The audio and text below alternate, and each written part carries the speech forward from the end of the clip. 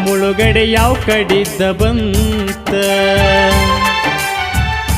ಬಂಗಾರದಂತ ಭೂಮಿ ಹೋತ ಕೂಡಿದ ಊರ ಒಡದ ಹೋತ ಮಡ್ಯಾಗ ಹೋಗಿ ಇರುದಾತ ಹೊಳೆಸಲ ಮಂದಿ ಹೆಡಕ ಮುರಿತ